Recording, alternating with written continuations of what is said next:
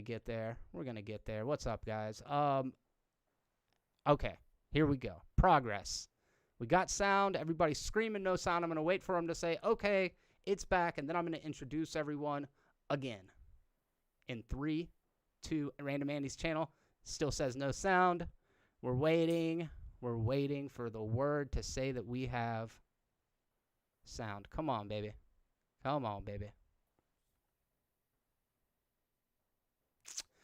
Dead air. I'm sure they're going to appreciate that. Let me just sit here and wait. Can hear now. Thank you very much, MN Comic Books. So, the abridged version of the introduction. I'm Jeremy. This is Movies Are Terrible. Thank you so much for stopping by. We're talking about Godzilla vs. Kong and the rest of the MonsterVerse franchise. Joining me here on the podcast are two special guests that I'm welcoming back for the first time since their fucking blowout performances in the Movies Are Terrible Godzilla franchise trivia. TK Adams. Hey there, TK. Hey guys, thanks for inviting me back. Absolutely. Nice to introduce ourselves for the very first time today. Yeah.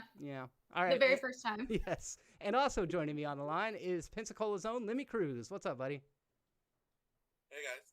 Hey. Any opportunity I can use to throw Pensacola into this discussion, I'm gonna do that. So you guys get ready to be irritated for my hometown pride in the chat here, because yeah, it was. I'm such a mark for this movie. King of the Hills, thank you very much for the $4.99 super chat. We are going to start this off with a spoiler-free discussion. I will give you a good heads up before we get started. That way you can head out, check out the movie, and then come back and finish the review after you've seen it. So we're going to start off with general thoughts. And to kick this thing off, I do just want to say that of the MonsterVerse films, I feel that this is the truest in iteration to the legacy of the Toho series as a whole, not just the Kong versus Godzilla, but I feel like the plotting, the kind of reverence for the characters, the way that the human characters were treated, the art design, all of that stuff felt very Toho to me. TK, do you how do you feel about that? I'm still partial to King of the Monsters. Okay. Just because I love the music, I love the callbacks, I love Ghidorah in it, but I still really enjoyed this movie. What about you, Lemmy? How does this one stack compared to the rest? And do you feel like it's kind of the true spiritual successor? Out of the 4 movies, it's my favorite so far. I give it 4. Yes, that's. It's so hard for me to check my bias in this situation because it speaks to my sensibilities. Like, if I saw this movie, if I had made this movie in my head canon as a 12-year-old, this is pretty much exactly the movie that it would have ended up as. And I think it's the movie that the filmmakers set out to make. And Lemmy, to your point, or excuse me, TK, to your point about preferring King of the Monsters, we are on the opposite ends of the spectrum here, because I believe, and this is crazy because I love Ghidorah as well, but I feel like King of the Monsters somehow ended up being my least favorite of the lot. I do agree, like, the writing's terrible, so... But I'm not there for the people. I'm there for the monsters. Fair enough. Lemmy, what were your thoughts on, just first of all, what did you think about King of the Monsters? I thought it was way too dark. I liked it when it was lit up in the daytime, and even in the night fights, you could see everything that was going on, instead of leaving it alien style to your imagination. Would you say that means you liked 2014's Godzilla even less? Yeah. For me. Yeah, the first one's incredibly dark. Since they released it on HBO Max, I swear, and I'm not 100% sure, but I feel like they've tweaked the color grading just slightly so that the colors are more bold to reflect what kind of became a signature thing moving forward. If you look at Kong Skull Island, it's a much more vibrant, colorful, lots of uses of oranges and greens and just really strong, saturated colors, and I love that. And the way that shit was implemented in Godzilla vs. Kong was one of my favorite parts about it. Oh, yeah. All right. So when we're looking specifically at Godzilla vs. Kong, this is a movie, kind of as TK just now alluded to, we don't necessarily go to see the human characters. There's a lot of criticism, in fact, about the human characters throughout the entirety of the MonsterVerse franchise. Interestingly, you never hear people say that about the Toho films. Do you think that this expectation of interesting human characters is a new phenomenon, Lemmy? Do I think people have had criticism of human characters in it? In the Toho films, do you think that there were people that were watching those movies like, I mean, I like the Kong versus Godzilla stuff, but the human characters just weren't interesting? Oh, I'm sure. There's always going to be. Whenever people have been complaining about the MonsterVerse, I'm like, you've never watched past, Well, the first movie is, based on the human characters, and Godzilla's right there with them and the horror of atomic war and everything. But after that, they're just there to tell you why the monsters are fighting. That's right. It. They give them too much more, so complain all you want, but we want the monsters fighting. Yeah. I felt like this one did a good job of balancing the human versus the kaiju elements more than the other films, in particular because Kong in particular had very clear motivations that drove him. Like, he was very integral to the storyline in a way that in the previous films you couldn't really have Rodan have that kind of sentience, that he's almost got objectives of his own, right? So the fact that they were able to utilize Kong in that way in this movie, I feel like really, really helped it out. Andy of Random Andy's channel with the $5 super chat would love to be here, but I have to leave. But I have yet to see this. Seeing it in IMAX tomorrow, hopefully. Have fun, and also hashtag Team Kong. See, there was a point not too long ago where that hashtag would have completely triggered me, but after seeing the movie, I'm more all right with it. What do you think about that, TK? All three of us are huge Godzilla fans. How do you feel about Kong?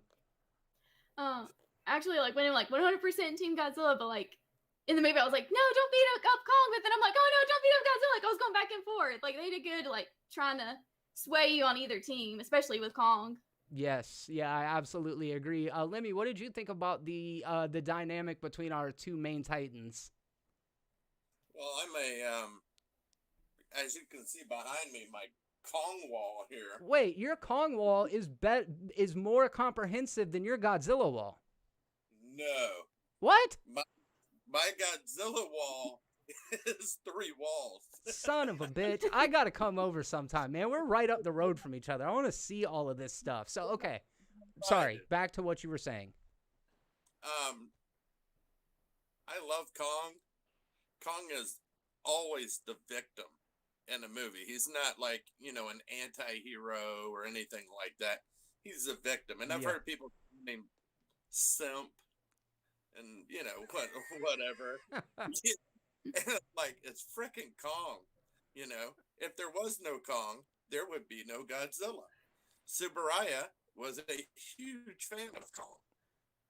They wanted to do Godzilla in stop motion, but it was too costly and, time-wise, it would have taken too long. Correct. I mean, I'm glad that animation. I love Godzilla. I was rooting for Kong until, we're going spoiler free, so. We'll get to it. Yeah, we'll get to it. Let's circle back around to it, because I'm very curious to hear what you have to say about that. But generally speaking, I felt like this, and I don't know, maybe I'm alone on this, it felt more like a successor to Kong Skull Island than it did a follow-up to the previous Godzilla films. TK, did you have that kind of impression? Do you come on the other side of that? Yeah, I do too. I wish instead of Godzilla versus Kong, because Godzilla versus Kong seems like it's a Godzilla movie, but it should have been Kong versus Godzilla, because it was more about Kong. Yeah, I agree. I think that's fair. What about you, Lemmy? What do you think about that? It felt like he kind of took a back seat, because I think they were trying to build Kong more, because they've already had 2 films to build Big G, so they were trying to build Kong more, give him more of a backup where we are now story, because you just saw, it's supposed to be 5 years lapse, Yeah. But yeah, like Kong movie. more so than a Big G movie. Yeah, I agree, and I don't think that's necessarily to the film's detriment. I don't know how much we got out before we started recording, actually started streaming live in this podcast, but this film was directed by Adam Wingard. For those of you folks in the chat that may not be familiar with him, he directed one of the segments in VHS, actually the first segment in the first VHS. And Lim, you might be able to build on this. I'm not sure that I know all of them, but he did You're Next, he did The Blair Witch, and he did... my favorite, You're Next. Is there other ones? I think that's not it. up to that. I don't. So I'm a big fan of him. I like him a lot. I feel like even more than Michael Dougherty. There was a moment in time where I was all about Ty West, Adam Wingard, and Joe Swanberg. All three really good horror filmmakers, kind of doing independent horror films for 2 or 3 years. It wasn't a very substantial movement, but all these guys were very heavily John Carpenter influenced. And if you squint, you can see a little bit of that in Godzilla vs. Kong, specifically in moments where the synthwave electronic music kind of starts pulsing through the soundtrack. This particular film, Bear McCreary was replaced by Michael Hubbard. He's Junkie XL. I guess he's grown now and he can't call himself an extra large junkie because he's now being credited by his human name. But I'm a huge fan of Junkie XL. I'm also a huge fan of Bear McCreary. The Godzilla theme in this movie is called Pensacola, Florida. TK, you mentioned the music when we were talking. Do you feel like this was a step back? Do you think it was on par? Which of the scores do you prefer of between Alexander Desplat, which did the 2014, between Bear McCreary, and between Junkie XL? I still have to go with Bear McCreary. And I think part of it was because I was not expecting the original Godzilla theme to be in King of the Monsters. So when it came up, I freaked out. Me and my friend Vivian came out of our seats and we're like, "Oh my god, it's playing!" Yes. I had that moment as well. Freaking out. Lemmy, what do you think about that? I like the new score.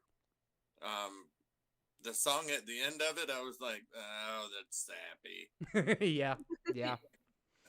But I think they pulled back the score whenever it needed to be.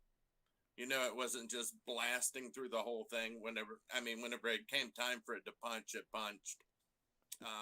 I like the Bear McCreary, but I think this one's just but I'm also a synthwave person. Yeah, same, dude. I'm a total mark for that shit. Poppy Heron with the $5 super chat, #Team TK, because she's my kid. Seems a little biased, but we'll take it. I mean, I wouldn't see you saying Lemmy was your favorite.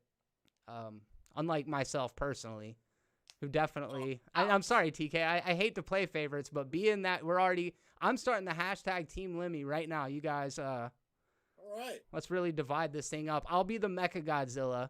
TK. Spoiler, kind of, sort of. Oh, he was in the trailer.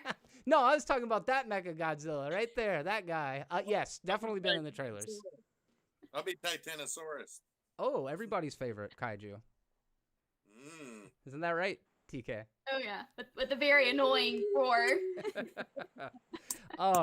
Yeah, I'm kind of with you, Lemmy, but I also have a lot of reverence for Alexander Desplat, his very ominous, dark take on this. I think, Lemmy, you said it really well when it was almost like in Gareth Edwards' film, Godzilla was a natural disaster, whether it be a earthquake or a tidal wave or a volcano exploding. It was like he was very much an unstoppable, sheer force of nature, and I really like that take on it. I also felt that as preposterous as it was, you really only had to take one leap in the 2014 Godzilla to say, this is the world we live in, but there's these giant monsters in it. Where each movie they add another wrinkle to okay, now I've got to suspend my belief to say there are giant monsters, plus this thing, and I think some of my critique of King of the Monsters may be that what I wanted was a follow-up to the 2014 film, and that's not what we got. And I think that is positive for a lot of the Godzilla fans. TK, would you say that that's more similar, more aligned to your experience? Yeah, I just wanted giant monster fights, and that's what I got. Yeah. You know what I mean? It's the first time I saw Rodan in CGI, Ghidorah in CGI, Mothra in CGI. Technically, her wings were CGI and GMK, but not everything. Yeah, I agree. I think that was definitely the strong point of King of the Monsters, was just getting these fully realized CGI versions of these beloved characters that we've seen before. I think also that 2014 is very, very serious. Kong Skull Island less so. More embrace the fun of it.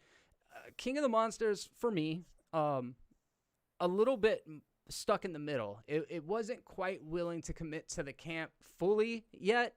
So there was some melodrama that didn't quite work for me as well. I do feel, though, that Godzilla versus Kong, is the most embracing of what it is of all of the movies so far. And I do appreciate it for that. I also wonder if the fact that the theme is called Pensacola, Florida, the fact that it has the synthwave, the fact that there's art design very reminiscent of like Tron or some shit. Like those heaves were dope, dude. They look so cool. The way that they propulse themselves through the Earth's hollow Earth or whatever. I loved all that stuff. So I think there are many very strong elements to this movie. And while we're still in the general thoughts thing, even though I've completely fucking wrecked that already, are there any are there any negative critiques that stuck in your craw, Lemmy? Anything you want to say that like maybe they didn't do as well as they should have? Something you would have liked to see that you didn't? Actual Pensacola. It's fair. That's fair. Our film industry could have really benefited from actually been in it. Yeah, that's what happens whenever you pull funding. When there's no film tax credits in Florida. Yeah. You get shot as Florida. You know, I think Pensacola is a great location because everybody knows it by name, but nobody knows what the hell it looks like. You know, it's like one of those cities that people know the word, but you can make it look like anything. It sounds cool. It does sound cool. It does sound cool. Cool enough to make the theme of the song named after it, which is great. So, yeah, I don't know. Would you say that the cast was, how did you feel about the human storyline of it? There was a couple different ones going on. Was there one particular storyline out of A, B, or C that resonated with you more than the others? Who was your favorite of the characters, Lemmy? Like, what do you think about the character stuff? Jai. I think she did an awesome job. I like the fact that they actually got somebody hearing impaired to fill the role of somebody hearing impaired. And Wingard's take on her was she was as good, if not better, than any of the other actors on set. And that was her first movie. Oh, that's great. That's context that I did not have. I actually love that. I liked that character as well. That was my favorite storyline as well. I was not expecting to be so emotionally moved by Kong signing to her. I was like, wow, that one really hit me more than I thought it would. TK, what do you think? I have to agree. I liked Gia. Yeah, she was very good. I hate to say it because I like the cast members very much, but I felt like Brian Tyree Henry and Millie Bobby Brown and Deadpool 2. I unfortunately can't think of his name right now. He's just a kid from Deadpool 2. Yeah, exactly. I did feel that they were kind of running around in a different movie. However, it did become more important and one of the major cruxes of the storyline. But that part resonated with me the least. I felt like they gave each of the characters enough of a little emotional beat payoff that worked for me. I really like the Alexander Skarsgård thing with the coward signing and how that came back up later in the movie. Yeah, that was pretty funny. Whenever I was growing up, we had weekly readers in school, and every week they would have a different story on Coco the Signing Gorilla, and I've always been fascinated and a huge fan. So that really got to me. Yeah, that's exactly right. I saw a video with Robin Williams and Coco after the movie because I started thinking about that. And then was the John Ram, thank you very much for the $4.99 super chat. Jeremy, what the F? When did you go live? Love you, brother. Well, actually, I went live 10 minutes after I thought I did. So about 2:10, give or take a little bit. Yeah, I think the Eileen Warnos, is that what the lady's name was? Julio, you might remember the Gorillas in the Mist lady. Eileen Wernos is a serial killer. That's what I meant. Help me out, bro. Do you know who I'm talking about? I'm talking about the lady from Monster, but that's not who I mean to be talking about. Oh, I thought you were talking about in real life. I'm just imagining some killer truck stop prostitute. Like, that's the one. That's the one. She was played by Sigourney Weaver in a movie in the late 1980s, and it was Goodall? who? Was it Jane Goodall? Yeah, right? Yeah. She lived with the monkeys for like a long time, and then she got killed by some poachers or something. Oh, I don't know if Jane Goodall got killed by poachers, so. Damn I it, know man. Monkey primates. Hold up, we're gonna put this whole show on ice here for a minute while I look up the Gorillas in the Mist lady. So, if anybody wants to hum along, 1988, Gorillas in the Mist is an American drama about Diane Fossey. It tells the story of her work in Rwanda with mountain gorillas. She was killed anyways in the end of it. So spoiler alert for a 24-year-old movie. But anyways, I got hints of that in Rebecca Hall's character. I like Alexander Skarsgård. He's reliably charming. I always think it's funny to see like people like him playing a scientist or an author, or people like Henry Cavill playing a news reporter in Superman. It's like you couldn't be anything but an actor. Just stop playing. You know what I mean? No, just me. All right, cool. Check my sexuality after we get done with this recording. So I guess it's fine. You know. Whatever. Yeah. He's attractive. That's what I'm trying to say. Movie, but it's Ted Bundy, and he's working with Greenpeace, and he does this whole thing where he saves whales. Have you ever? Are you fucking with me? Is that what this is? That's what this is turned into? All right, cool. We'll move on. John Ram, $24.99. Holy crap, dude. Thank you very much. The donation is for a meal on me. Thank you, John. I really appreciate that. You just made my day, man. Thank you. Patrick McCabe says Hunt for the Wilder People is a great Taika Waititi film with Sam Neill and Julian Dennison. Thank you very much. He's good, man. I don't know. He kind of always plays a similar character, but I enjoyed him in it. He's pretty great. He is, yeah. Hunt for the Wilder People is an awesome movie. I guess I have such a hard time being critical of this movie. I can acknowledge that it has shortcomings. As far as complaints, unfortunately, I don't have any, and I think that makes me technically a bad reviewer, because I'm always like, check your bias at the door. You should be able to be objective about things that you love, because that, love isn't just accepting. Wait, maybe it is. Maybe you accept something for all its flaws. I don't know what fucking love is. TK, what is love? Baby, don't hurt me. Don't. I think love has been fixing all the lights, so it would be nice in here before I started this. Aww. He's a good dude. For the most part. Yeah, that's love. Yeah. That's love, for sure. What am I talking about? Love is watching Star Wars with your ex and having her not say in the middle of the movie, stuff doesn't blow up in space, right?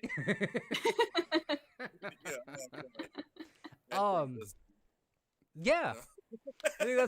I think that's fair. That's valid as well. Let's see. Christopher Branch, I heard in the next film they're going to discover the hollow earth is a flat earth. Yes, correct. Okay, this isn't a critique of the movie. I think this actually works to the movie's benefit, but if Brian Tyree Henry would have been an overweight white guy, I think that role might have been just very close to being problematic, where you're like, oh yeah, the conspiracy theory guys, right about everything. Yeah. I don't know. At the end, it's like, hey, can we talk about Roswell? Yeah. And it's like, this is going on. Yeah, man. I don't know. Negatives. Can I say something? Yeah. we're into spoiler territory. We are now officially into spoiler territory. So we're going to talk to you as if you've seen the movie. You guys make sure to stick around and participate in the conversation. Lemmy, back to you, sir. 3 words. Fucking Mecha Kevin. Yeah. Kevin's revenge.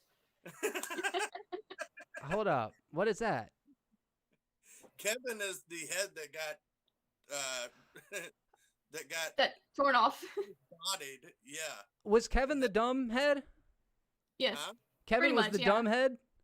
The dumb head. I did not realize that. I forgot. I thought it was Ghidorah's main head. No. That's great. So, okay, what do we think about this, TK, as long-running fans of the franchise and understanding that Mechagodzilla's had a couple of different iterations?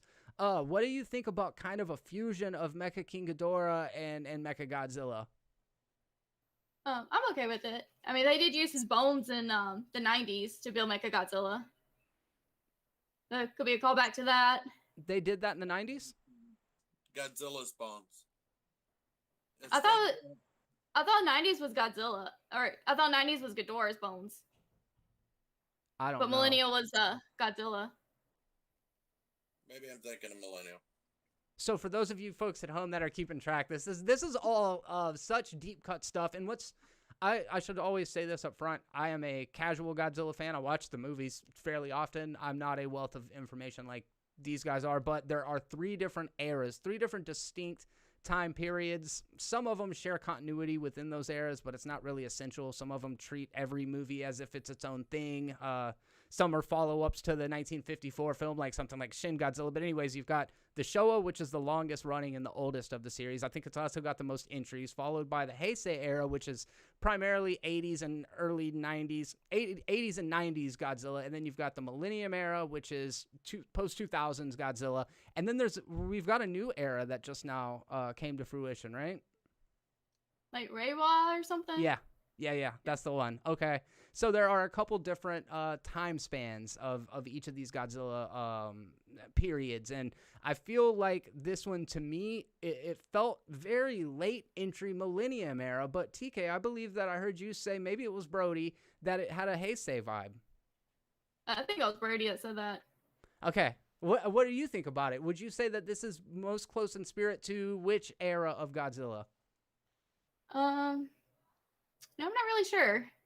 I haven't had time to fully analyze it yet. Yeah. That's fair. You don't want to commit to it, so you don't look foolish. I respect it. Lemmy, what do you think, man? I think there was a lot of callbacks to the 62. Yes, definitely. So I think it's got to be Showa. That's 3rd in the franchise. So that's very fair. So yes, as he said, 1962 was the first time that these 2 characters faced off on the big screen. There's a cool little piece of trivia that we're going to dive into in just a second, but I wanted to say, John Ram, you are freaking humbling me in a way that you do not know. Thank you very much for the $49.99 super chat. Holy crap. Have you heard the story of Darth Plagueis the Wise? No, what the hell is that? Anyone? Darth Plagueis sounds like some Star Wars shit. All right. Yeah, dude, definitely familiar with the story of Darth Plagueis the Wise. Thank you very much, man. I really appreciate that. Like, seriously, I appreciate that. So, not Bambaro says the movie sucks. Well, okay, let me know why. I am not going to disagree with anybody that loves or hates this film. I'm surprised by the positive reception that it got. Lemmy, please. I can't wait to see yours. My reaction? No, whoever can make a better movie, I want to see it. Yeah, that's a fair point. You know, to be fair about that though, if I had to back up the shit talking that I do about movies that are better than anything I could ever make, like I look at Puppet Master X and I'm like, that movie is one of the worst I've ever seen and probably 10 times better than anything I could make. Come on. I don't know.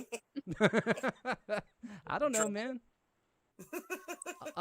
So yeah, when I watched it, I think I was looking at aesthetics. I don't know what it was, but the whole thing with Serizawa reminded me so much of Final Wars. I think it was like an aesthetic thing, and then also the heaves reminded me of something out of, again, late Millennium era. I just loved how they leaned into the the absolute bonkers nature of the whole thing. You know, like they were unapologetically not afraid to get weird with it. And in another way, I felt like it was kind of the closest to Pacific Rim. Did you get that vibe, TK? Yeah, I can see that, especially with the color schemes. Absolutely. I think that was a big key in that call for me. And then I almost felt like there was a rifting thing going on. Julio, Lemmy? I thought about it whenever Kong came up out in Hong Kong, whenever he went, and whenever he came up, that's what I was thinking was like the breach. Yes. Yeah, that's right. That's what it was called. Yeah, I don't know. I think that there's a lot of things to like about this movie. I think the fact that it starts off on Skull Island and we've got Kong starting his daily routine. I've heard people say that the movie starts off slow. Dude, I could just watch King Kong fucking take a shower for 30 minutes and be entertained, I think. What did you think about kind of starting the movie off with that perspective, TK? I liked it because I really like Skull Island. Like all the different creatures and stuff. Now, I do wish that they had a better reason for Godzilla to fight Kong other than the ancient rivalry. Yeah. I think that's a really good, valid critique. I agree with you as well. I said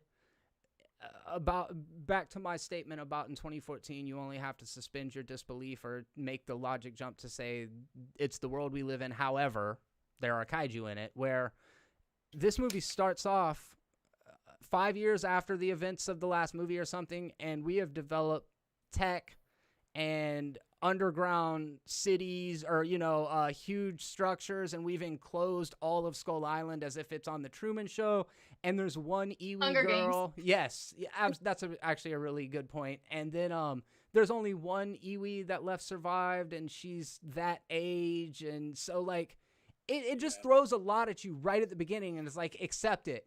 And I was fine with that. I immediately accepted it. How did they get him in there? Kong? I think they built it around him. While he was sleeping, did they give him berries? Probably. They gave him some berry juice. And then played Sleeping Devil on some drums. Let's see. John Ram, $14.99 super chat. Pacific Rim vibes. I gave JR a 4 out of 10. JR. What is that? Let me know what that is. JR, a 4 out of 10. Are we talking about, what was the name? Oh, no, that was Pacific Rim Uprising. Yeah, let me know. I'm curious about that. Started watching the anime. Uh-huh. I watched it too. Yeah, that was pretty good. Yeah.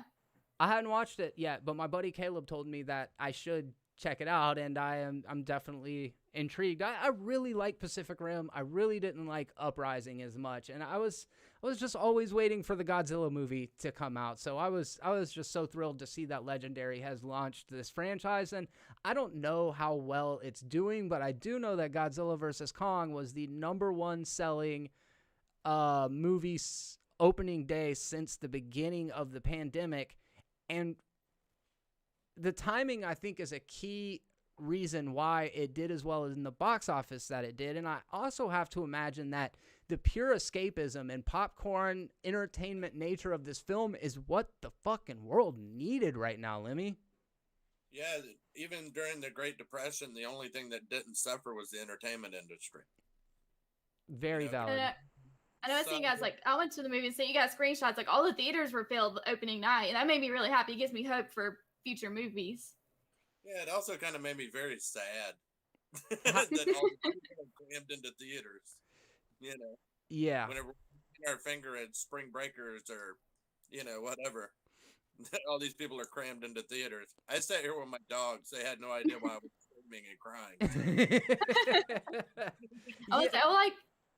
Our movie theater, like, you had to buy tickets in advance or, like, pick your seats, and it blocked off everything around you. So nobody was in front of you, nobody was behind you, nobody was beside you to promote the social distancing. And you felt relatively safe when you saw it? Yeah, I did. Good. But I also work in a hospital, so... Yeah, I saw Tenet in the theaters, and that was the last film that I saw, and it was pretty much just right in the thick of it. And to be honest with you, I share your sentiments as far as because of the protocols that they had in place, And because everybody else is too scared to go to the theater, I felt fine. There was like 5 people in Tenet with me, so I was like, this is great. But I did watch Kong versus Godzilla on my home entertainment center, and I was concerned that was going to negatively impact my viewing experience. Did not have that situation. Let's see here. Other people? Say it again? I would have liked to have seen it with other people, to see other people's reaction, like the 350-pound guy beside me that at King of the Monsters I said, if Mothra dies, I'm going to start crying. He said, stay on your side. That is my favorite theater story. When Mothra had died, he's like, okay. Yeah, I mean, I will say that there is an element of me, and TK, you chime in if you agree with me, that feels, actually, I might be stealing this thought from you. We've talked about it a good bit, but that King Ghidorah is like the Thanos of this universe, and that it would have kind of been cool to build to him and save him for later. Do you feel like there's an escalation? Like, where do we go from here? I'm team. Let's bring Gigan to the MonsterVerse, please. Y'all put him in an art book. Don't tease me like that. Well, you've got concept art of Gigan? Yeah, there's a concept art book that came out. They had Gigan in it. Oh, wow. I like him. I think he's great. I'll have to find an image of it and send it to you later. Lemmy, please. I was asking if it was the Ronin, because Ronin did the concept art for King of the Monsters. And he had done some stuff with Kong and Mecha G in it, so I didn't know if he had done something with Gigan in it as well. Oh, I'm not sure, because I can't remember, because it was a few years ago whenever King of Monsters came out, and I just seen like pictures of it. I haven't actually looked through the art book. I keep saying I need to buy it, and then I don't. John Ram, 1999 Super Chat. Tenet confused me as much as Inception. I still don't know what the movie was about. Well, I'm glad you brought that up, because we're going to spend the next 30 minutes explaining fucking Tenet to you. Julio, hit him. Why do I say Julio? God, dude. Oh, I'm so sorry. Lemmy, hit him. I'll be Julio. I don't know. I didn't understand it. Okay. I don't know if you guys know this. Lemmy in particular. I've been doing Let's Go Pensacola with Julio every Friday for like the past 16 weeks, which is wild. I don't know if he's watching. Me and Julio. Together. Huh? We're on the same show together. Right. Yeah. And so has he told you? I feel like we're kind of becoming friends, which we weren't always. We were never enemies or anything, but we're kind of becoming buds. You broke through? That's great. Yeah, we had a breakthrough.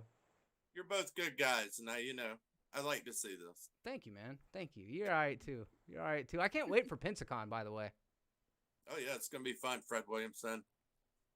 I get to talk to him about all the schlocky Italian movies he made. I was about to say, I'm Jeremy, dude. I thought you called me Fred Williamson for a second. I mean, I'll take it. I can see the resemblance. Oh, I remember Tenet now. It's about when Ted Bundy works for Greenpeace, and he goes and... That's the one, That's right. Yeah, I'm so glad that we were able to circle back around and figure out the movie that you were talking about earlier. That's Tenet. So something about opera and arepa and what do they call those things? Palindromes, right? Where it's the same thing forward as it is backwards. What? Race car. It's a palindrome. Yes, race car. Absolute noon. Oh. Other nice. Things, yeah, not near as impressive as race car, I will say. But like other things, no, okay. So Tenet, very confusing movie. Not sure that anybody knows what it's about, John, but I am very gracious for the super chat. I'm curious about that. The diss track says next movie Godzilla time travels and fights himself. #prediction. Lemmy, same question. What do you think, man? Do you think that there's a way to escalate past King Ghidorah? Oh, can I say something? You already had your chance, TK. I'm sorry. We're on Lemmy now. Okay. No, I'm just kidding, please.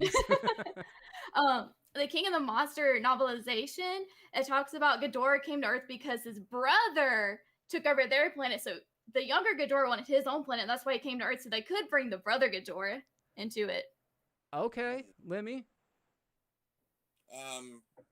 Destroya, Biolante, Yes. Hedora. Yeah. In my mind, and I, as a casual, I know that Destoroyah was probably one of the most like devastating kaiju that Godzilla went up against as far as just like damage. I feel like still Ghidorah is like that the top of that tier list of great adversaries. However, like you both said, there are still options. And bringing back Ghidorah at this point might feel like a step back. I think Gigan is another great choice. It all feels to me like they're the bosses right underneath King Ghidorah in the arcade game, like your Mortal Kombat tower. You're going up, and then finally you get to him. But I don't have an issue with if they brought back Mechagodzilla in the next movie. I think I would be all right with that. In the next movie, does Kong have an alliance with Godzilla? Can we just ignore Kong? Or, I mean, has that Pandora's box sort of been open like in the MCU where you have to keep other characters in it? Lemmy, what do you think? I would love to see another Kong movie. I'd love to see them interact in each other. I hope the Monsterverse continues, period. Too. They could do Hollow Earth. Yeah. Yeah. Is it gonna continue, TK? Like, I mean, do you feel like there's enough momentum behind this thing that we can get another movie out of it? I really hope so, because it seems like the movie's doing very well. That's a positive. Yeah, I mean, Yeah. Absolutely. That's the best sign yet, is it feels like this one is clearly making positive impact on not simply the critics, but audiences as well. And if I'm not mistaken, this is the first of them that has been kind of universally accepted. I believe 2014's Godzilla was one for the critics. I think that's why I enjoy it the most. I think King of the Monsters was much more one for the fans. Kong Skull Island, I feel like was also very fan-centric, but I feel like this one just leaned into the best of both worlds, like where I don't think you have to be a Godzilla fan or a Kong fan to go in and at least find some sort of pleasure out of this movie, because Kong, as Lemmy, as you beautifully put earlier in the episode, Kong is the he's the victim. Like, he is Frankenstein's monster, right? He is misunderstood creature that's being persecuted by humanity because they fear him, but he doesn't even understand that. And I will say one thing that I really liked about this, also to your point, Lemmy, the joke about Kong being a simp, I like the fact that they paired him with a female, but that there was no weird sexual implication. What do you think about that? TK, what are your thoughts? It was nice. It was something different. I know, like, the trailer, I saw him on the boat, and I was like, are they really bringing him to mainland again? I'm so tired of that story. But then, like, they did something different, so I was happy with that too. Yeah, I feel like it makes Kong even more sympathetic. That idea of just like, oh, blonde girl, I'm gonna take that, is a little bit maybe a little antiquated at this point, Lemmy. Yeah, I agree. I do like how he went out of his way to save her, like on the ships. He's on the one ship with her, and then he sees Godzilla coming, and he jumps to the other ship. Just smashes through that battleship in between them to get there, dude. So dope. Man, that all the fight scenes were absolute glory. I feel like, go ahead, TK. I'm sorry. And even like Hollow Earth, there's like the two He vehicles. He looks in that one before he crushes it, make sure she's not in it, and then he crushes it. I really liked Eliza Gonzalez in the movie. I thought she was a pretty cool bad guy. Lemmy, what were you gonna say? No, I was. Whenever he just smashes it and throws it down, like, yeah, whatever. I feel like Godzilla is a heat-seeking missile at this point. Like, they really leaned into that in Godzilla King of the Monsters, where it's basically like he's just catching a fucking frequency or something, like there's sonar or something. He's like, there's a big monster over there, and I'm gonna go kill it. I guess he was doing it in the 2014 film as well. And I really like that. They're like, we've got to keep Kong in containment, because otherwise Godzilla's gonna get a hold of him and he's gonna freaking destroy him. And going into this thing, I mean, we can roll the tape back. Like, I'm like, there's no way that Kong would be able to hang against Godzilla. That is insane. He, smart money is on the impenetrable skinned, fire, radioactive breath breathing atomic monster that's been alive for millennia. But I think the movie did a pretty solid job of making me buy into the fact that Kong has strategy and the ability to yield tools on his side. Lemmy, did you think that they did a good job at kind of balancing the power levels? I'll say that you say balancing the power levels, but Kong has agility and everything, and then here comes fucking Godzilla with an alligator walk, and I mean, like, quick, and I was like, oh my god, yes. I mean, you felt Kong's pain too, because he's just getting shredded as he's just ripping into him. Dude, that's the thing. Suitmation never allowed for Godzilla to run around on all fours like a crocodile, and I'm glad they didn't overuse it because I don't want to see Godzilla on all fours, but the way that they played it in this movie kicked ass, dude. I was like, holy crap, we are seeing this thing. He's perfectly designed for it with his little freaking front arms and his, I don't know, I thought it was great. TK, what do you think about the power levels of the two characters? Did you buy into the fact that Kong could hang? Yeah, I did, because he was just jumping around. He was just trying to dodge the fire breath, really. But he also did kind of remind me of, like, when you're fighting a boss fight in a game and your health is getting low and you're just, like, dodging attacks, just like, where's the heart? Where's the heart? Yes. Yeah, what a great analogy. I feel like there were times that they had to nerf Godzilla a little bit because, let's be real, I mean, let's look at this realistically. Let's look at the 500-foot monster movie realistically for a second. Kong ain't making it out of the water.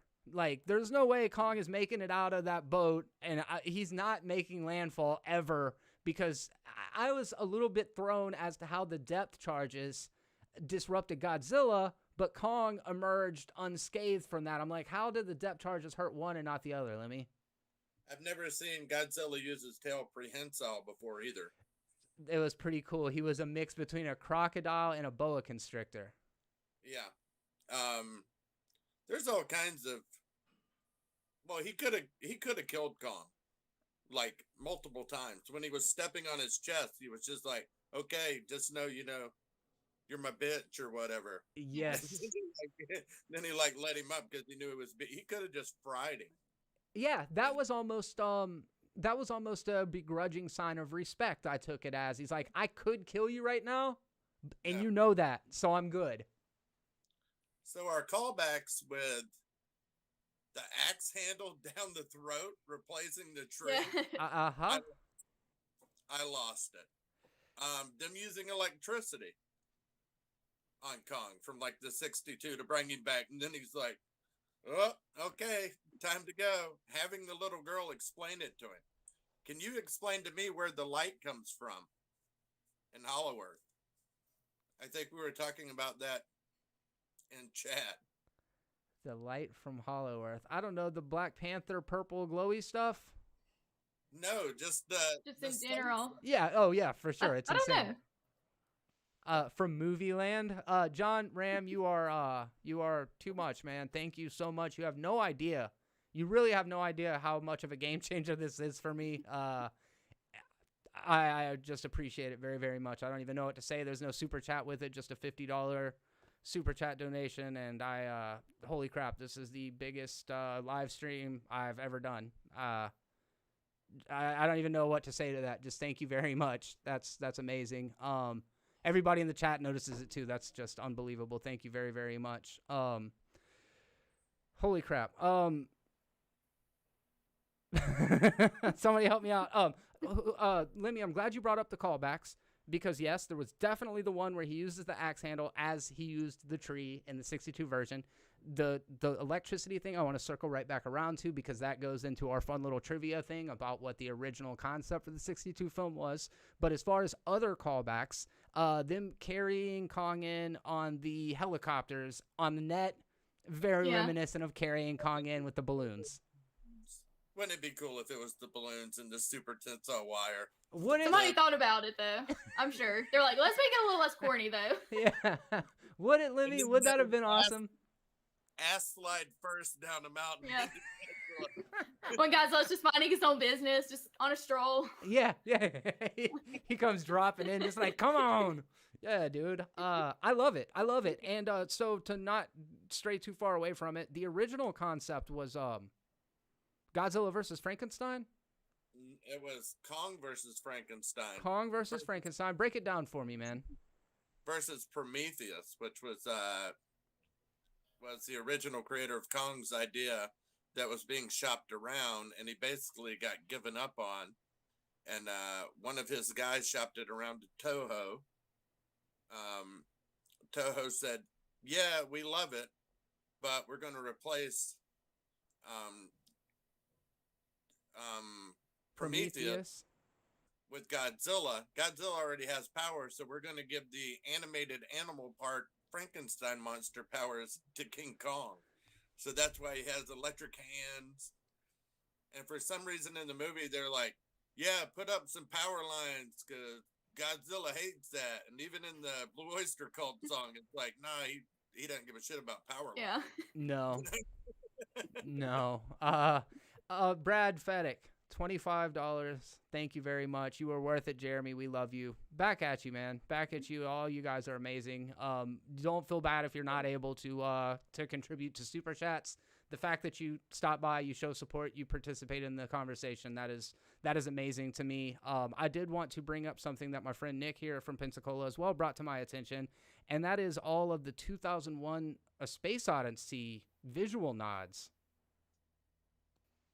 Did you guys pick up on? Okay, so instead of making you guess, because there's a million random things it could be, but one in particular is Kong lifting the axe over his head, which is basically the Dawn of Man sequence where the ape lifts the bone over his head in the very opening sequence of 2001.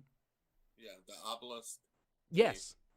Yeah. Let me see if I can actually screen share these real. No, I can't. They're on my phone. But he sent me several side by sides, like when they are kind of breaching through the threshold of the Hollow Earth and they get caught in that prismatic light sequence. Very, very similar. My God, it's full of stars. Yeah. So, okay. Yeah, I was surprised to see the side by sides, and I don't know that it might be the wisest decision in the future to compare your movie to, what's possibly the top 10 greatest films of all time, but it worked for me. Well, problems like this have always arisen, and they've always been due to human error. Yeah. So how so? Talk to me, man. No, I said you're welcome. That's a Hal quote. Oh, that's the computer on the ship on 2000. Is that when he's trying to convince? Is that at the very end when he's trying to convince her to let him out? Mm-hmm. Is it okay? Okay, look. So I saw 2001: A Space Odyssey when I was a young man, and I didn't care for it. And then about 3 or 4 years ago, they released it back to the theaters, and I watched it, and it completely changed my whole outlook on it. You see it in the theater? I did, yeah. They re-released it along with Alien 1979, and it was mind-boggling, Like Hitchcock films. You can watch. I love Hitchcock films. You can watch Hitchcock films on the TV. It's one thing. You see them on the big screen, and it almost looks 3D the way that he shoots stuff. So you get how it was meant to be seen. That's why I'm disappointed I haven't seen Godzilla versus Kong in the theater. But we should go do that if you'd like to. I would definitely go join you for that because I'm ready for a big screen viewing of it as well. So when I watched King of the Monsters, I had a few moments when I was looking at the creatures. Now, regardless of how gorgeous the concept art was and how much I love the designs of them, I felt like they could have maybe done one more pass of the final layer of texturing on the CGI, that some of it didn't look quite rendered out in a way that was convincing. I did not get that feeling watching Kong or Godzilla versus Kong at all. There were so many shots of uptight views of Kong in particular where I was like, that looks completely photorealistic, but I think despite the fact that they've been doing mocap for these kind of movies and performances for quite a while, Kong is a completely CGI creation. Does anybody know anything about that? All right. No mocap for Kong? I was wondering. I don't know. Did they do the whole facial tracking shit like they did with Andy Serkis and Apes? Oh, I don't know. Yeah, I'm not I'll sure look either. it up. You gonna look it up? I know they had to have done motion capture on Mechagodzilla because he was moving like a freaking MMA fighter. So let's talk about Mechagodzilla for a little bit.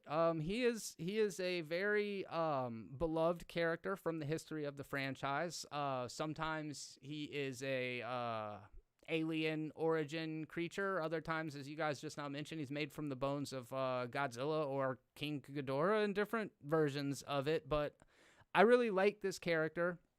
And I really like the way that they revealed him in this movie in particular. To see him just out of nowhere. They find that little research facility and they're like, what is this? Oh, this must be where, like a sacrifice temple. I don't remember what they call it, but basically it's a place where they can let skull crawlers go to let Mechagodzilla just fucking eviscerate them. And he grabs up that skull crawler and he hits him with the laser breath and just bisects him, rips him in half, and threw both halves on the ground. That is some of the most, viscerally violent stuff we've seen in the MonsterVerse, and that's not the only scene, because there was a scene where he rips off that winged dragon thing's head, and Kong is just like slurping the fucking guts out of the back of his head.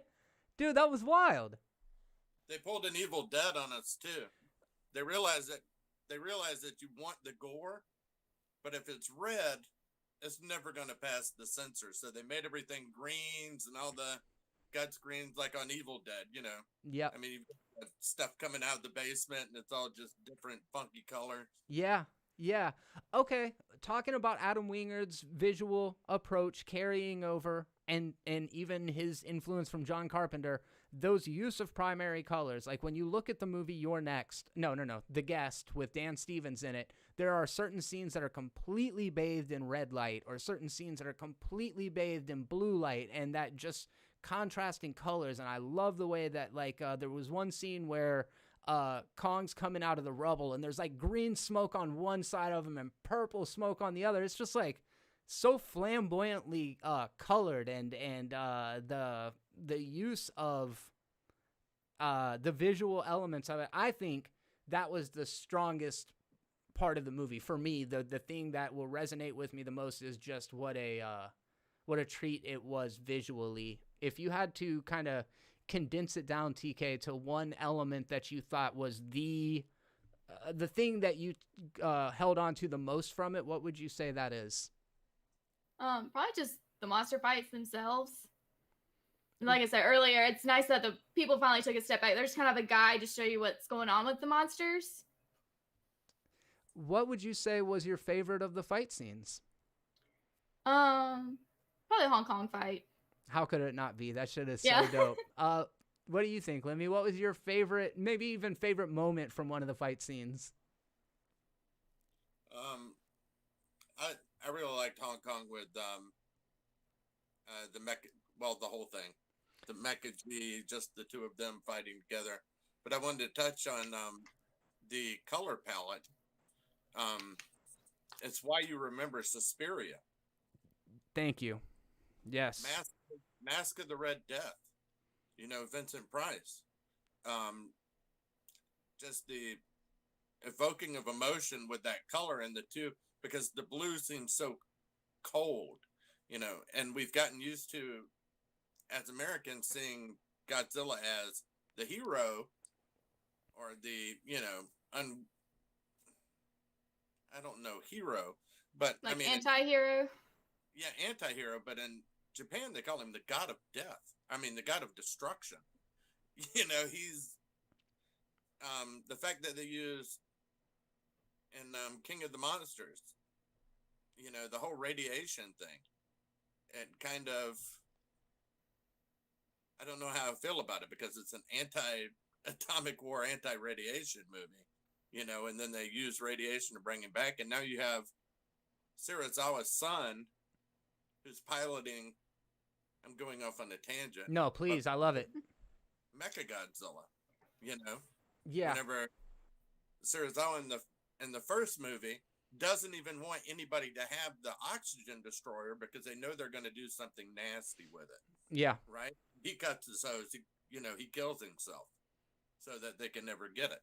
That I know I just went off on some weird trail. But no, I dig it. I'm really glad you brought up the Giallo stuff in the beginning, because that's something that both you and I love, and also where John Carpenter got a lot of his influence from. So everything is, very much shares this through line, the evolution of film, and I do love the fact that they touched on those things. And I do agree with you about the interesting dynamic between Serizawa and his son. I looked at it as just a lame-ass attempt at subversion, like we weren't supposed to know that they were the bad guys because his last name was Serizawa. You're like, oh yeah, they're going to find the thing to help stop Godzilla from destroying humanity. Of course, that's a good mission, but I could tell by the look of them that they were definitely the bad guys going into it. I will say there were certain times that I was getting upset at Godzilla getting fucking done dirty. Mechagodzilla just dragging Godzilla through the streets and smashing him through buildings was making me very upset. I wish Godzilla could have fought Mechagodzilla more. And I don't know if you guys noticed, but it kind of sounded like Mechagodzilla is the orca, and Godzilla just seems really angry in this movie. So I think like that pulse was just like pissing Godzilla off. Wow. I think it just threw him into a fit of rage. And maybe that's why he attacked Kong. The smile that he gives when he actually nails Kong with the breath, and he just grins real big, I was like, oh man. That's badass, dude. Yes. John Ram, $50 super chat. Thank you very much. No comment, dude. Thank you very, very much. That's amazing. I just keep getting so thrown off because of that. That is so cool. Thank you very much. Yeah, I don't know. I feel like they had to nerf Godzilla at different times to make it to where it was semi-tangible. When I asked about highlights from the fight scenes, I think my favorite part of that was Kong lying in wait on the top of that fucking skyscraper with the axe, as Godzilla is just like going looking for him, and he comes down on top of him, and it's got the trailer money shot. But just to see a version of King Kong that is that big and is still swinging around like fucking Spider-Man, that was really cool. Godzilla's about to get done, But whenever Mecha G starts to kill him, and you see the look in his eye, like, I am screwed. Like, this is, and then to have Kong come in and just beat this, charge it up, hack him up, I was over the frickin' moon. Yes. Yeah. So my dogs went to their kennel.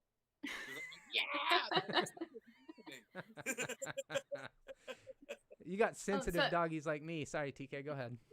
So I have two questions about Mechagodzilla for you guys. First one, they talk about the satellite link and they disconnected, but Mechagodzilla's still going. But it made it seem like if they disconnected the satellite link, he would just stop moving. What was that? Did I miss something? I think they frizzled it a little bit. I'm sorry? I think they just frizzled it a little bit with the liquor. Yeah, they didn't actually sever the link. They just short-circuited it for a moment, maybe. Oh, okay. And then, do you think, Ghidorah's subconscious was loaded onto Mechagodzilla? Yeah. Okay. I think that's a lot of where his hostility came from. I think your theory about the Orca technology being integrated into Mechagodzilla's actual vocal production thing is a really cool theory that I wouldn't have picked up on. If that was the explanation, I would find that 100% acceptable. I think a lot of us were speculating going into it that potentially this very antagonistic version of Godzilla that we were seeing was actually Mechagodzilla in disguise. Do you feel like this was the better way of handling that, Lemmy? Yeah. Because you're not going to go... I would have been upset if I would have saw the movie and realized, oh, it's not actually Kong versus Godzilla. It's Kong versus, camouflage, rubber suit, Mechagodzilla. Yeah, and that worked in the older movies. I think it would have been a weird leap in the new universe to say, yeah, we've created this technology, and then we've tricked him out to look like, the regular Godzilla. So I definitely think that this was the right path to take. I think a lot of us were just surprised by how antagonistic in nature that Godzilla was. I was a little put off by that at times. It's just because if you were to ask me without having one example of a movie set out in front of me, Godzilla is this mythic, indiscriminate, protector of nature, protector of humanity, but almost just out of, he's apathetic. It's not like he does it because he cares about humanity. He's just trying to keep balance in the world. But he is this, just a god, you know? I mean, and that's the best way that I could say it, where when you take this thing that is more of a, as you said, Lemmy, a little bit ago, he's a allegory for the atomic age, and you take this thing, Godzilla, which is more of a symbol, more of a physical manifestation of destruction and chaos, and then you put him in a movie with a character like Kong, it becomes very difficult to give Godzilla the complexity that I feel like he should maybe have. Is there something to that, do you think, Lemmy? No, I completely understand that it's hard to. I don't know how to. It's tough to articulate what it is that I'm trying to make sense of. TK, do you think that there's a world in which you can do that right and make Godzilla as compelling of a character as Kong? I'm not sure.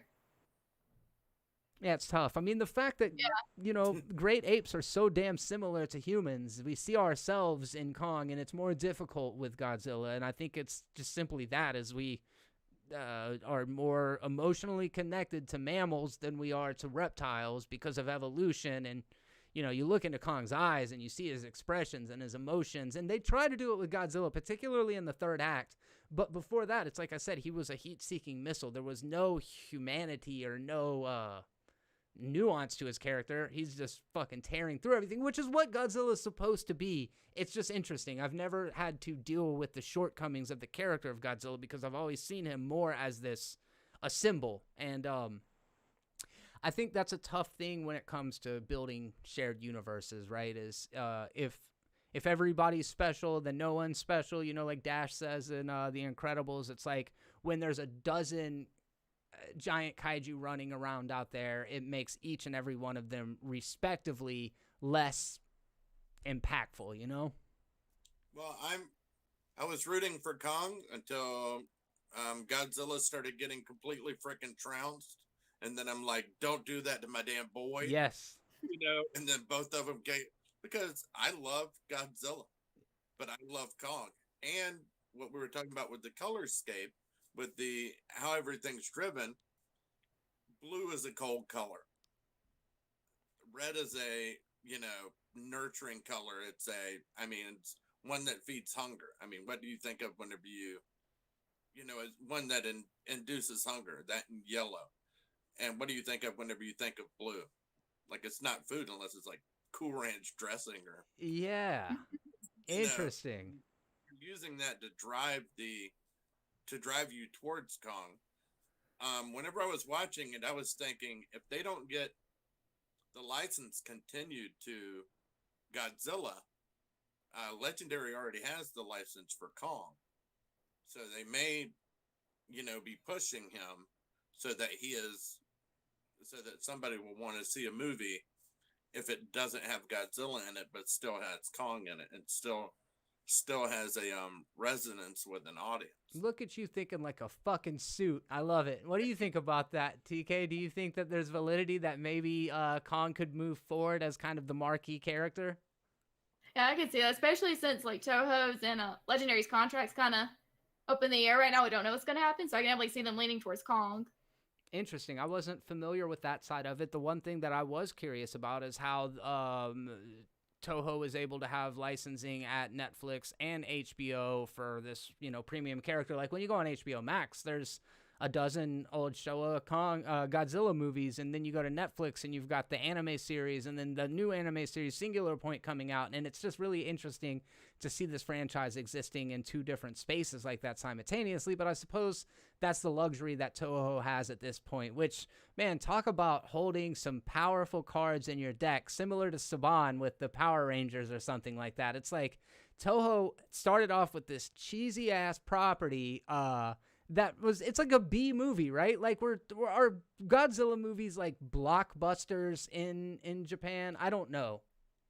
The first one? Was that the first one? Yeah, we know that, but everyone after that, I guess he's a cultural icon. They probably did all right. The movie besides the first one that pulled the most for Toho was King Kong versus Godzilla. That makes a lot of sense. That movie saved Godzilla from being shelved. That's whenever you see it go from, yes, it's monsters, but then it goes to the freaking battle royale, the WrestleMania, and then they start driving it more towards kids, Yeah. And then once you get up to Mechagodzilla in the Showa era, then it starts turning back towards an adult audience, because I mean that's just freaking straight up blowing shit up and let's wreck some shit. Yeah. John Ram, thank you very much. $20 super chat. Thank you very much. If you have anything you want to hear us discuss, if you've got contributions you want to make, please feel free. I would keep an eye out for your name in the chat as much as I can. But that's just amazing. But yeah, I agree with you as far as Heisei feeling like the most, I guess, serious era of Godzilla movies. When you say, it kind of changed tones when Mechagodzilla came in, it feels like Heisei has the most serious takes on the character post 1954 Gojira or 1956's King of the Monsters, but where the Millennium era I feel like had a much deeper sense of irony and self-awareness, and like I love Final Wars, but I understand it's one of the most divisive Godzilla movies, but I do feel like there's fun things to take away from that side of it, and I feel in a lot of ways that Godzilla versus Kong isn't a movie that's meant to be critically analyzed. It's almost on the same level to me as something like Independence Day. What are some of those other kind of 90s blockbuster movies? They're fun, but they're not meant to like really analyze it a lot. TK, is there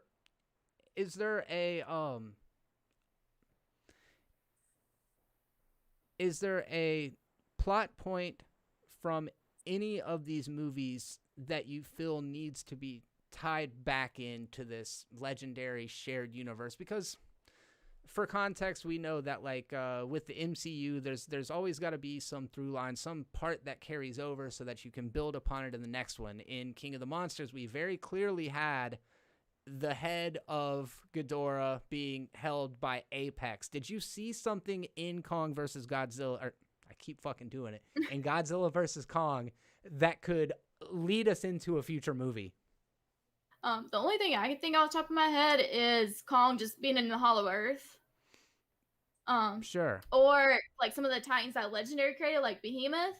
They could do something with him. I would love a movie about him. You said something interesting. You said that Behemoth is essentially, through the novelization of the King of the Monsters, that he's essentially one that could go toe-to-toe with Godzilla?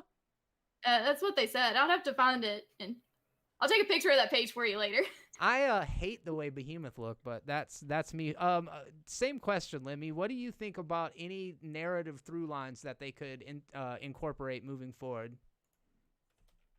If it continues, I know that they, in King of the Monsters at the end, they're showing clippings that are like, working on biological and, cybernetic and all of this. So I think Biolante, Destroyer could have been created from the Oxygen Destroyer and are mutated by the Oxygen Destroyer, like in Destroyer, but they set off Oxygen Destroyer and King of the Monsters. Hetera, there's pollution everywhere. All right, you just now named three of the huge characters from the kaiju catalog, I suppose. If you had to say, all right, look, we got one more King of the Monsters movie, one more Godzilla legendary film, you get to choose one kaiju for Godzilla to go to battle with. TK, you got this last shot. Who do you want to see? And I think I know, but who do you want to see him go against? That's hard. I definitely have a top 3, but I think Destroya. Like if it was my last one, I think I would do Destroya. Let me same question. Different license holder, but I think it'd be cool if they do Gamera. Yeah. That's been a long time coming. If I had a wish list, it'd be Gamera. That would be dope. Destroya or Biolante. So, okay, similar to the Kong versus Godzilla thing, Gamera is a beloved character with a decade-spanning franchise, one that I'm not as familiar with. I've seen, like, Gamera versus Gauss, or, all the Mystery Science Theater versions of the movies. But you should check out the Heisei then. Say what? Because you should check out the Heisei movies, the Gamera trilogy. Really? Because they stand toe-to-toe, if not better, and this is going to sound like tokusatsu-wise, like special filming-wise, like the scale and the effects and how they make it feel like they're freaking massive. Okay. The trilogy is freaking awesome. I mean, they're great. So Gamera, obviously, same kind of thing. Defender of the world, good guy, got little kid friends. Who wins in Gamera versus Godzilla? It's a tie. Gamera the show. What do you think, TK? I would go in again, like 100% Team Godzilla, but they might do Gamera just because he's more kid friendly. He's a turtle. He's cute. But, I guess he can just, go up into a shell and launch off into space with little sparklers coming out his ass. Pew! I like Gamera. Bring these damn movies over to your house, and you're going to sit and watch them and be amazed. I would love to, man. I've seen footage of the CGI Gamera, and it looks badass, too. I don't know which movie that was. I think there's a post-2000s Gamera where it's just, cinders and flames and smoke and shit. I can't remember which one it is, but there's the Shin Ultraman. They did a teaser thing. I know that they did one of those with Gamera as well that looked pretty good. Maybe that's what it is. Non-CGI Suitmation Gamera, the trilogy, is freaking awesome. All right. I got nothing to do except watch movies right now, so I will definitely check one of those out and just see how it goes. Follow up with you. I want to turn this over to the chat. I did say that this was going to have some discussion from you all in it, so let's have that conversation. I want to make sure I caught all of the super chats. Yep, we are all set. All right, so at this point, I want to turn it over to you all. We got we'll run for about 20 minutes, so about 3:45, we're going to wrap this thing up. Do you have any questions about the film that maybe we can help you with? Do you have any thoughts on the film yourself that you would like to share with us?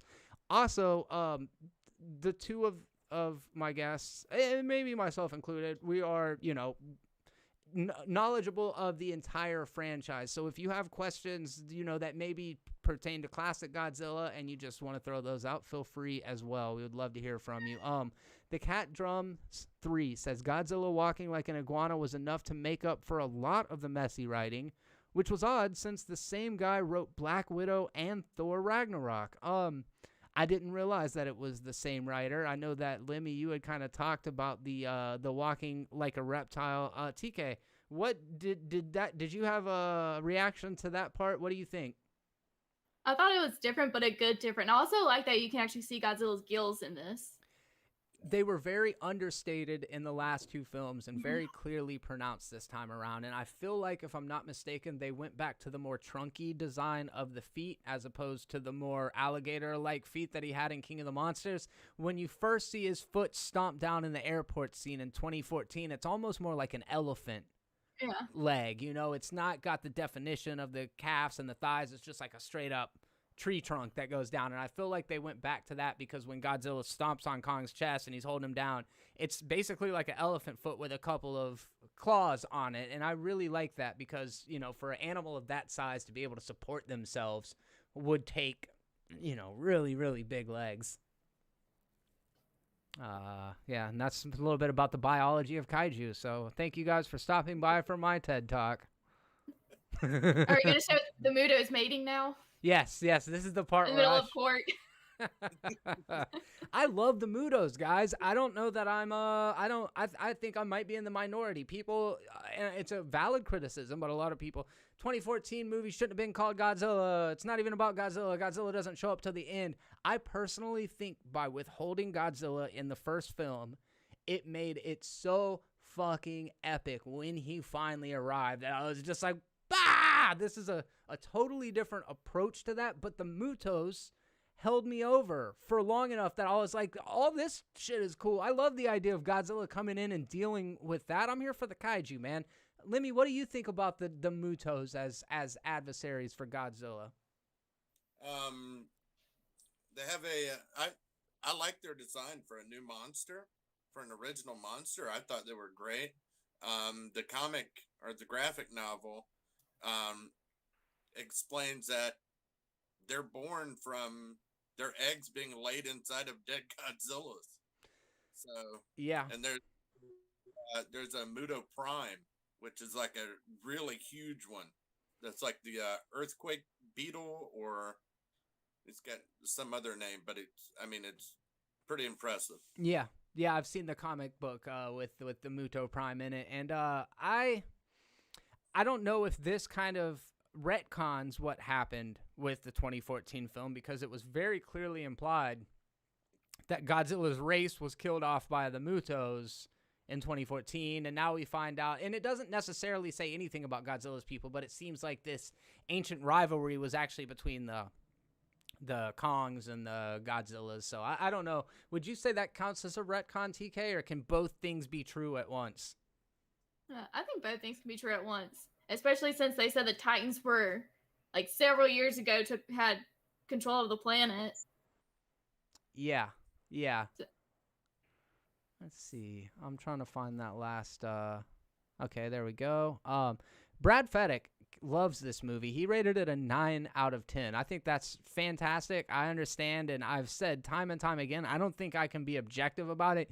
Any score that I give you is so heavily skewed to my own bias that you can't take anything I say at face. I mean, just take it with a grain of salt. I can't tell you if this is a good movie or not. I can just tell you I fucking love this movie. I had such a good time with it. Tony Stark says, 7.5 out of 10. I feel like that might be a little more, what your general audience would kind of walk away with. My wife didn't really care for it. I think she enjoyed watching it for about an hour and 20 minutes, and at a certain point, she's not huge on the whole spectacle blockbuster movie making anyways, so I wouldn't have expected her to love it. TK, did you see it with anyone? No, the 2014? No, I'm sorry. Godzilla vs. Kong, just the other day. I just saw it with Ben. Did Ben like it? Yeah, he liked it, and he didn't know Mechagodzilla was going to be in it because I didn't tell him, and he didn't watch the trailer. So he was like, TK, it's Mechagodzilla. And I'm like, I know, that's why I wanted the shirt. Yeah, hell yeah. Lemmy, what about you? Did you watch it with anyone? I watched it with my missus, and Dana, whenever I'm tearing up, and I look over at her, she's looking at me going, oh. Oh, I love it. When it was all done, she was like, that was so good. That was so good. I was like, yeah, no shit. No doubt. Yeah, I love it. I was able to talk her into sitting down and watching it with me, but, she watched Justice League with me as well. So, I mean, she's a soldier. She tries. With her, so. Uh-huh. You look at Warner Brothers Studios, and you can kind of start to see these through lines of things that they do, and I feel like the team up between Batman and Superman and Kong and Godzilla are two very clear relationships they have between each other when you look at the Warner Brothers catalog. But looking at the Mortal Kombat trailer, the Zack Snyder's Justice League, this Godzilla vs. Kong, I have to say that Warner Brothers seems to be the most fan-focused movie studio out there right now, as in they make shit so niche that unless you have been a fan of Godzilla for 60 years, you're not even going to pick up on half of these references. Or the Justice League New 52, like there's these things in it that you just don't get out of other movies. And I wonder, you know, as an approach, what do you think about that? More from a financial perspective, TK, do you feel like making movies for fans is the smarter way, or do you feel like going the MCU movie route and making movies for general audiences that are more inclusive? Which kind of movies do you like more, I guess? Well, I enjoy the Godzilla films because I like the Easter eggs, especially throwbacks to like the older movies, because it's like, hey, they did that. Yeah.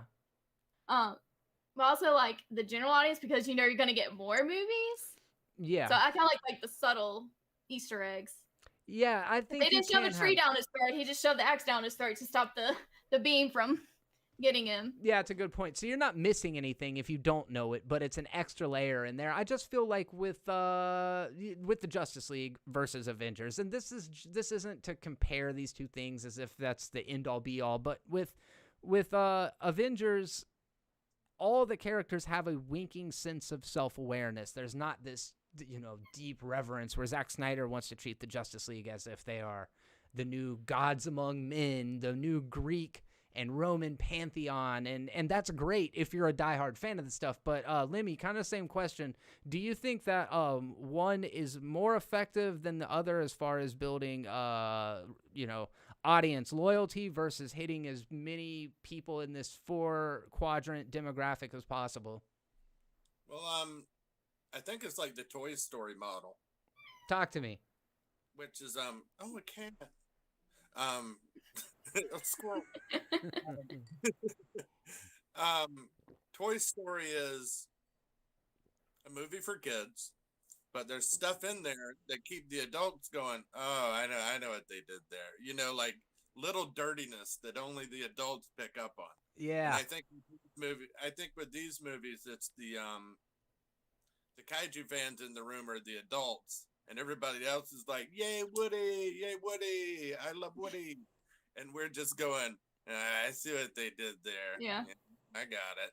In a way, I think that's a more like rewarding experience for the people that are dedicated to the stuff. Like I really like that. I can respect it in a different sort of way. I really appreciate what Marvel does. I mean, Marvel is the gold standard for how to do 4-quadrant filmmaking in a way that works for the fans of the comics, for people that have never seen this shit before, for people that don't even speak English as their first language. Like, Marvel works for everyone, and I feel like there's a bit more specificity to the Warner Brothers catalog, which on one hand might isolate some audiences. However, it probably merits more watches of a movie. So maybe one fan seeing Godzilla vs. Kong 4 times is worth more than 3 Godzilla vs. Kong casuals seeing it once, right?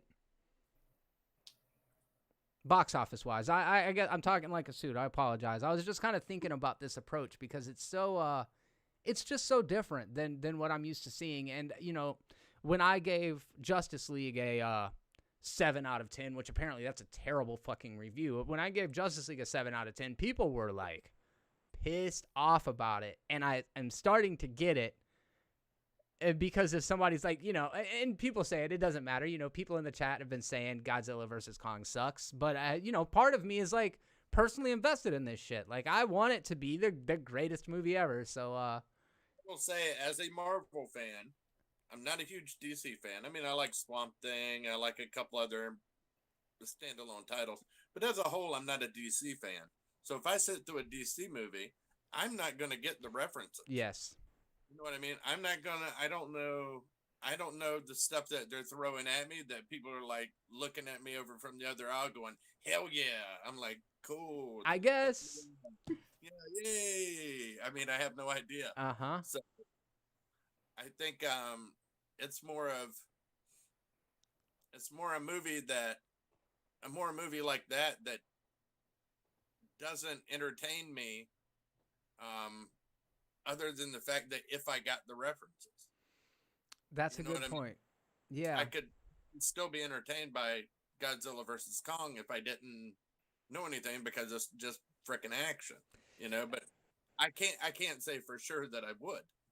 I understand why some people don't like it. Yeah, that's kind of I guess that's what stuck in my craw is this idea of like, is it isolating if you're not a diehard fan of the stuff? And for us, we can only just guess as to what that would be like or compare it to another thing. So on that note, TK, can you think of a film that you saw that was so inside baseball that you were just like, I can't get on board with this? Nothing off the top of my head. I But guess I'm that's a sure tough there one. is. Yeah.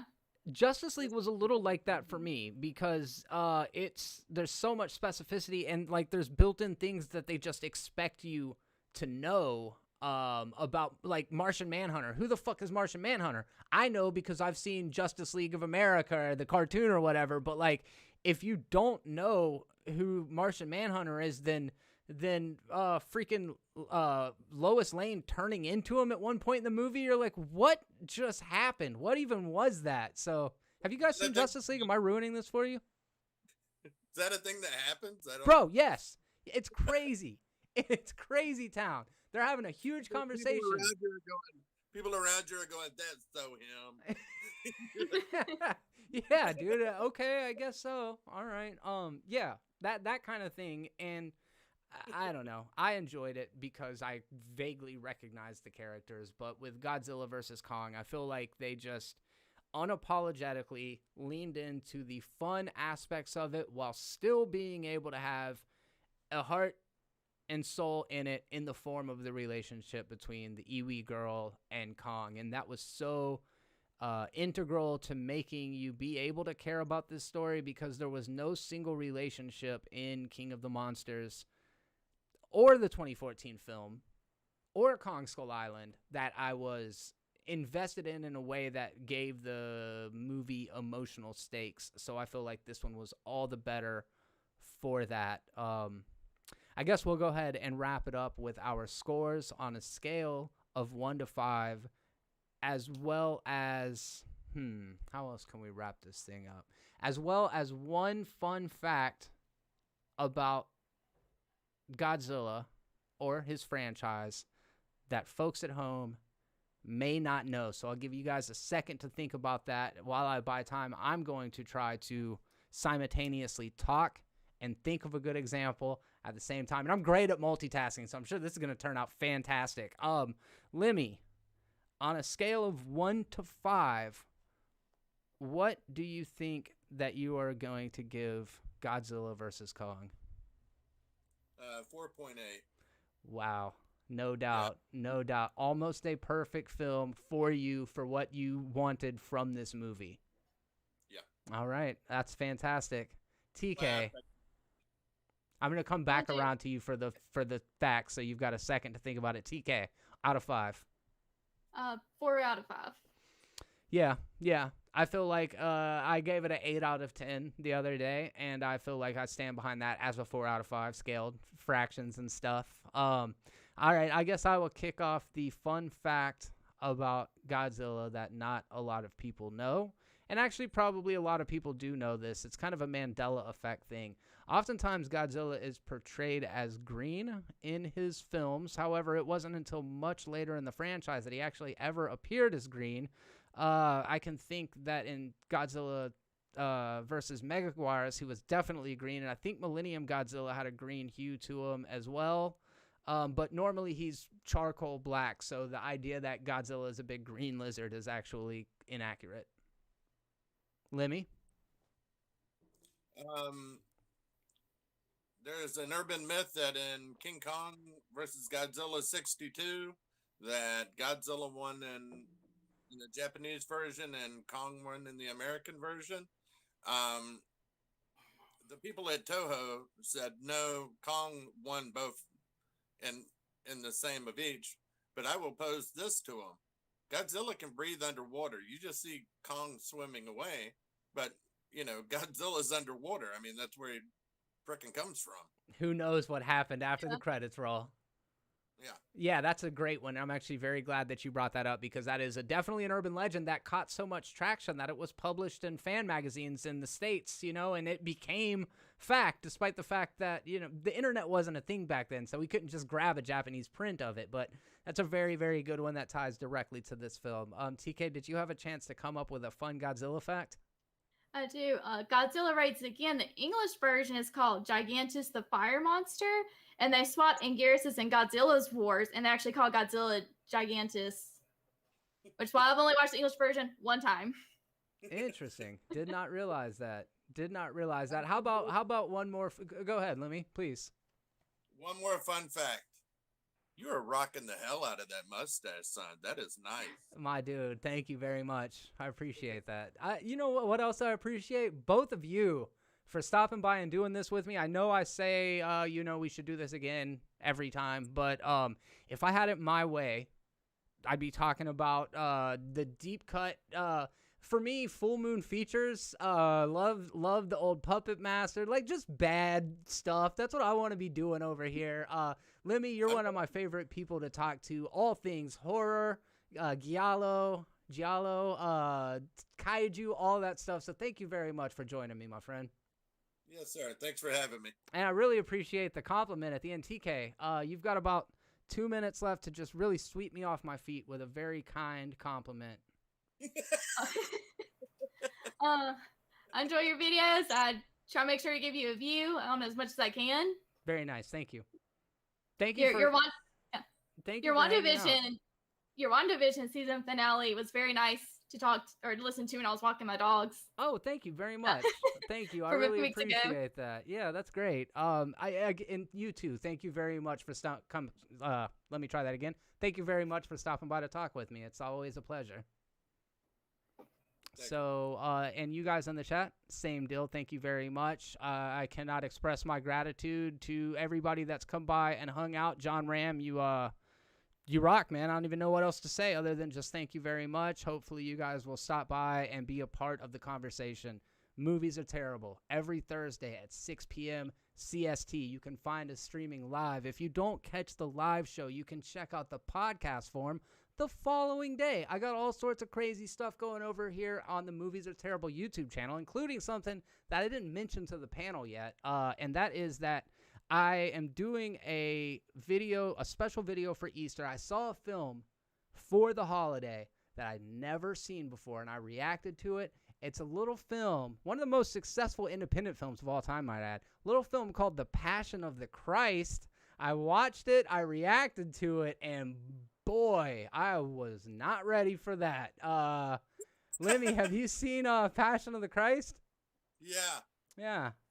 Brutal. Wow, it probably can inspire some very good practical gore effects, I'd imagine. Yeah. The crucifixion scene, yeah, that's pretty heavy, man. Tough watch. TK, have you seen The Passion of the Christ? Wouldn't recommend it, if I'm being honest with you. Don't mean to bury the lead, but it is a tough watch. Not near as fun as Godzilla vs. Kong, just throwing that out there. But if you guys want to stop by and watch me wince and curse and cringe uncontrollably for a good 30 minutes, then check out my reaction to The Passion of the Christ. It's going to be coming out on Easter Sunday. If you want to stay up to date with all the terrible content, make sure you subscribe. Check down in the description. I will post a link to my Patreon page. You can head over there, take a look at the tier list, decide which of those tiers is right for you, and then maybe when the time comes and you want to support a small little corner of the internet and an independent content creator, you can become a Patreon. One of the sweet perks of that is that every Thursday on the podcast, you're able to choose a topic that we discuss. So if you want to have your topics submitted and discussed on the episodes of the podcast, head over there, become a Patreon supporter today. I think I've got all of the official stuff out of the way. Thank you guys so much for stopping by. And on behalf of me, Lemmy, and TK, until next time, be terrible. Peace. Bye. Oh, that's awesome.